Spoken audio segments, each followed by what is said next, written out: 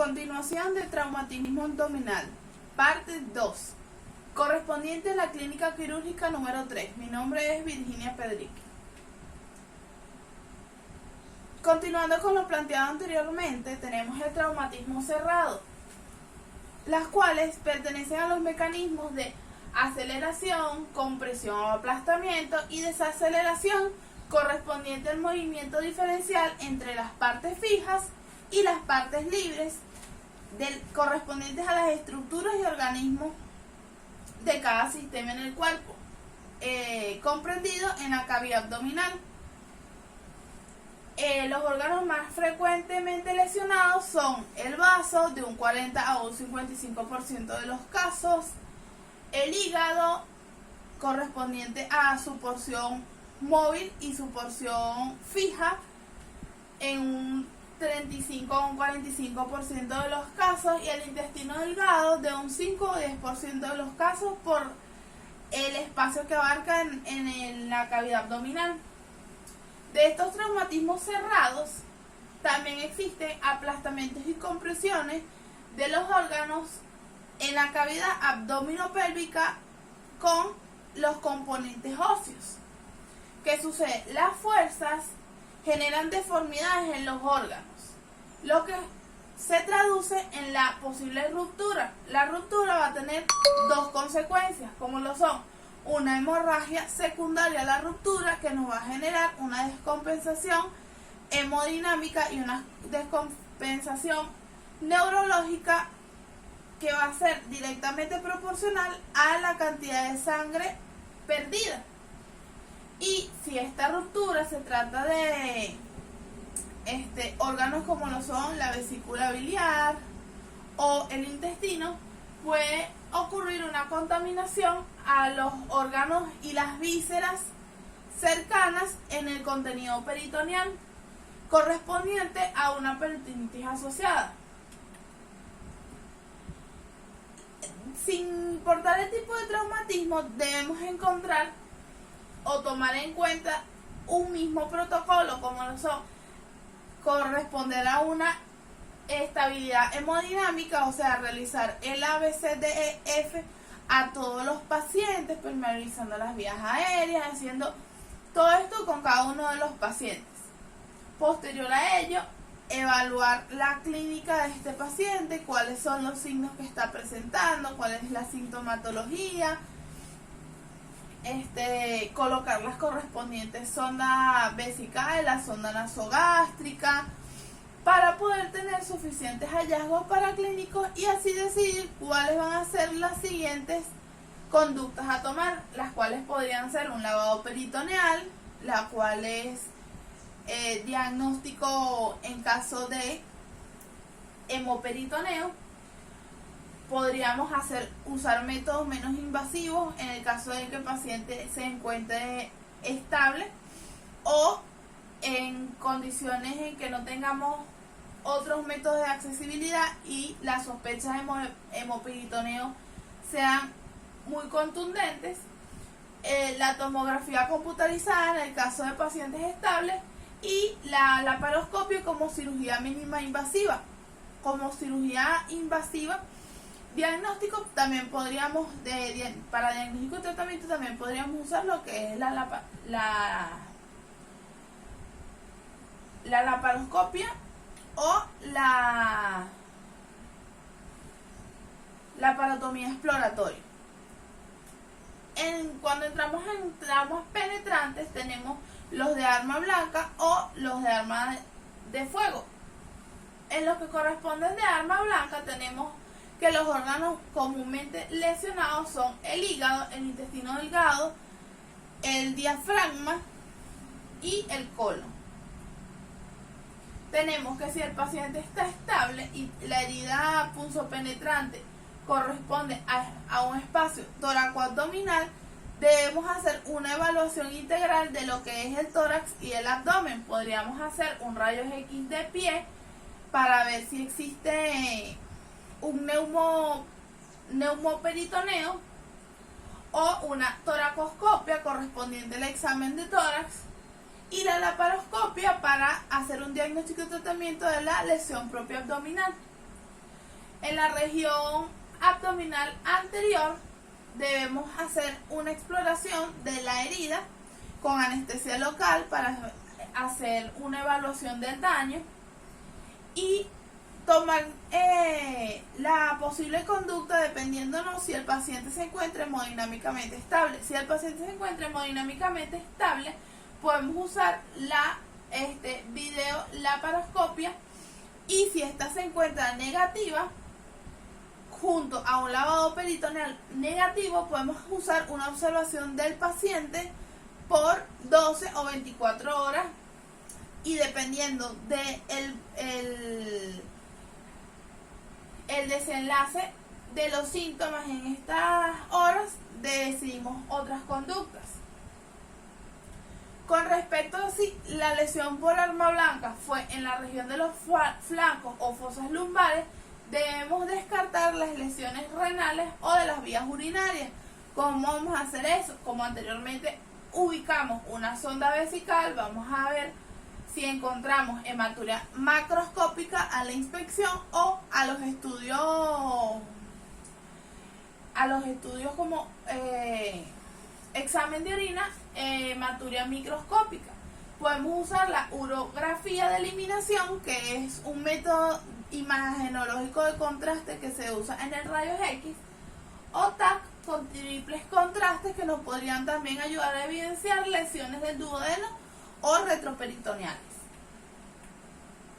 Con respecto a las armas de fuego, la severidad de la lesión va a estar determinada por diferentes factores, como la distancia en la que se detonó el arma, el tipo de arma, la trayectoria que hizo dentro del cuerpo, el efecto de cavitación, que es la formación de cavidades por donde pasa el proyectil, el tipo de municiones y si la munición tiene propiedades de fragmentación o no.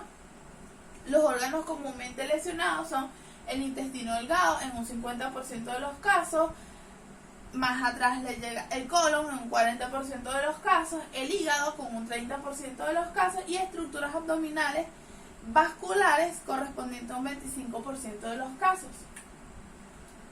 Entonces, dentro de las heridas por arma de fuego en la cavidad abdominal, el 98% genera lesiones. Todo proyectil que entre en cavidad abdominal suele generar lesiones en un 98%, y más del 90% de estas heridas son un pronóstico que pasan a quirófano. Entonces, cuando hacemos la evaluación, debemos tomar en cuenta si el paciente está estable o no y hacernos las siguientes preguntas. ¿El orificio de salida es visible? Entonces, si el orificio de salida no es visible, deberíamos realizar una rayos X abdominal o toracoabdominal, dependiendo del orificio de entrada y la posible trayectoria, y uno lateral para evaluar la posible locación de este proyectil, y así trazar una trayectoria imaginaria para saber qué órganos pueden verse afectados. Si el paciente está estable y estamos dudando de si la lesión entró en la cavidad abdominal, como en este caso, que aparenta ser superficial, deberíamos hacer una videolaparoscopia o para que esto sea hacer un diagnóstico por este medio. Así podríamos evidenciar si hay lesiones viscerales o no. Si hay lesiones viscerales que no pudiésemos reparar por la laparoscopia, la indicación sería una laparotomía exploratoria, y si no es así y podemos repararlo mediante este método, la laparoscopia, podemos dejar al paciente en observación durante 24 horas. El ultrasonido, como dijimos anteriormente, está indicado para detectar líquidos libres en cavidad. Se puede ser usado incluso en las fases de resucitación del paciente, requiriendo no más de 5 minutos para su uso. Es de alta sensibilidad y se debería usar al ingreso del paciente y a las 6 horas de su ingreso para determinar la regresión del hemoperitoneo posterior a la conducta quirúrgica que se haya tomado. El lavado peritoneal también puede ser utilizado para identificar hemorragias. Este se basa en 3 pasos. La principal, aspiración, donde vamos a aspirar por lo menos 10 cc de líquido. Luego vamos a instalar o perfundir a esta cavidad peritoneal solución fisiológica. Esperamos de 5 a 10 minutos y posterior a ella por un método que se llama sifonaje, que no es más que colocar a través de esta sonda un poco más abajo un contenedor, va a fluir el líquido fuera de la cavidad peritoneal. ¿Bajo qué condiciones vamos a indicar este lavado peritoneal?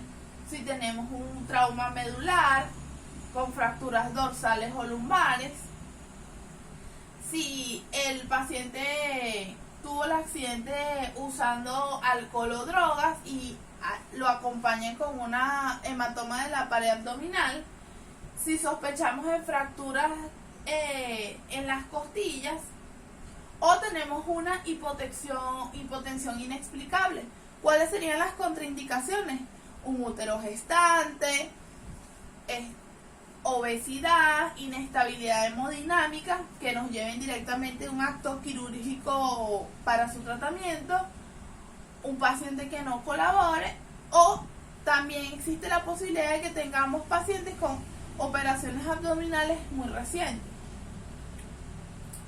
En el caso de que nos dé positivo, encontraremos 10 cc de líquido peritoneal rojo rutilante que nos habla de sangre macroscópica, acompañado de los estudios cuantitativos del líquido que nos van a dar unos resultados de más de 100.000 glóbulos rojos por ml, más de 500 glóbulos blancos por ml, y al estudio de las amilasas podríamos encontrar más de 175 unidades sobre decilitro.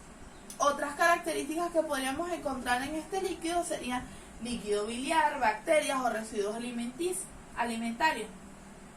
Este estudio sería negativo en ausencia de bacterias o residuos. Cuando el líquido está claro, los glóbulos rojos están por debajo de 50.000 por cada ml, los glóbulos blancos estarían por debajo de 100 por cada ml y las amilasas por debajo de las 75 unidades sobre decilitro. Sería un líquido peritoneal sospechoso si el líquido es rosado así tono salmón, o los glóbulos rojos se encuentran entre 20.000 a 100.000. Cuando tenemos un líquido peritoneal sospechoso o positivo, la indicación es hacer una laparoscopía cuando el paciente está hemodinámicamente inestable, y en el caso de que sea solo sospechoso, un TAC cuando el paciente se encuentra hemodinámicamente estable. Entonces, la videolaparoscopia o laparoscopía es sumamente útil en pacientes con una estabilidad relativa o cuando se encuentran cirujanos con habilidades prácticas para este método, porque es una cirugía mínimamente invasiva donde se pueden hacer diagnósticos de lesiones diafragmáticas, lesiones hepáticas, lesiones en vasos u órganos circundantes. En cambio, la laparotomía está indicada en un método quirúrgico para diagnóstico y tratamiento en pacientes con una hemodinamia inestable con traumatismos ya sea abiertos o cerrados. Los criterios para una laparotomía son una clínica de hemorragia intraperitoneal o una clínica hemorrágica donde no encontremos el inicio del sangrado, hipotensión marcada, heridas de balas que atraviesan la cavidad peritoneal, evisceración evidente de las vísceras, peritonitis, aire libre o retroperitoneal, ruptura del diafragma, que puede ser evidenciado en el caso de los rayos X, lesión de la vejiga o intraperitoneal, lesión en algún riñón. Estos serían las indicaciones para una laparotomía. En esto tendremos que tener en cuenta que deberíamos tener acceso tanto al tórax, abdomen y triángulo de Scarpa. El triángulo de Scarpa podríamos tenerlo en cuenta si necesitamos tener acceso a venas femorales para hacer reparaciones. Se recomienda una laparotomía sifopúbica, que es esta apertura que se ve acá,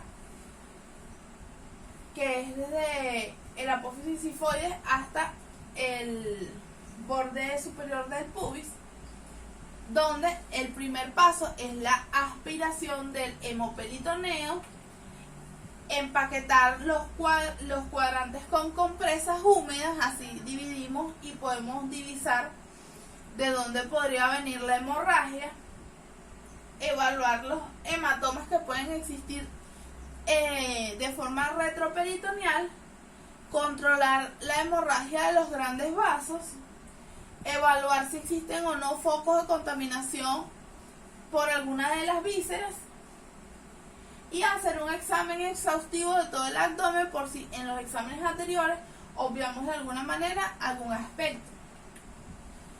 Allí tomaríamos las conductas que son controlar la hemorragia, controlar los medios de contaminación, exéresis de órganos irreparables, reparación de las lesiones, lavado de la cavidad abdominal, drenaje de las secreciones o del lavado anterior y el cierre de la pared abdominal por planos. La tomografía computarizada, aunque es útil, no funciona para pacientes que están en estado crítico, debido a que es un procedimiento diagnóstico que requiere un traslado desde la unidad de emergencia hacia el escáner, que implica administración endovenosa de medios de contraste, exposición a la radiación, y no se debe realizar si el paciente requiere de una mayor atención, como por ejemplo una atención quirúrgica inmediata. Tomado en cuenta lo anterior, muchísimas gracias.